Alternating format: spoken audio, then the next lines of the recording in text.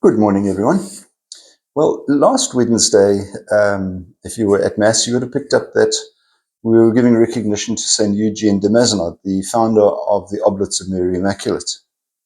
Today, we also encounter another interesting oblate who's important to, I suppose, in our area, Blessed Joseph Gerard, who was the first oblate ordained in South Africa, in Pietermaritzburg, interestingly enough.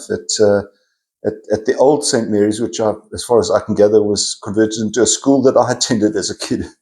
So it was in that area. So Blessed Joseph Gerard is somebody who gives recognition today, as well as Pope St. Paul VI. Now, Pope St. Paul VI is that Pope who succeeded John the 23rd. John the 23rd got the Second Vatican Council going, and Paul VI was the guy who picked that up and rounded off and made sure things were done properly. Interestingly enough, if you were watching what was going on with the Pope a couple of weeks ago, where he had a meeting with the members of the media, which I think was almost like on the Monday after he was appointed, was quite soon. The venue they used was the hall called the Pope Paul VI Hall, which was built, by him or in his memory. So it's quite a large venue.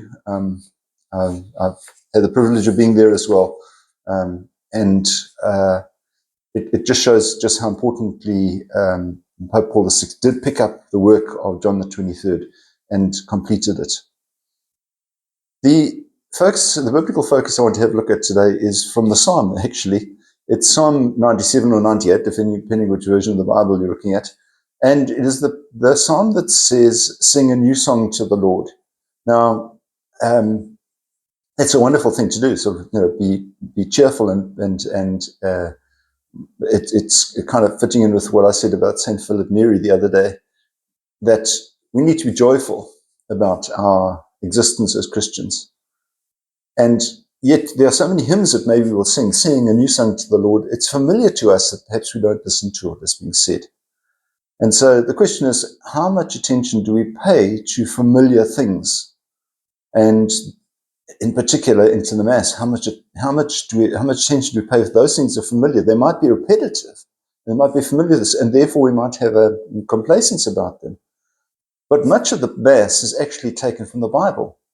It's not made up by anyone. The verses are there, and they're taken from the Bible, and so therefore it's exciting to investigate that. Let's learn about things that we are very familiar about in our faith. You have a wonderful day and keep yourself safe. God bless. Bye-bye.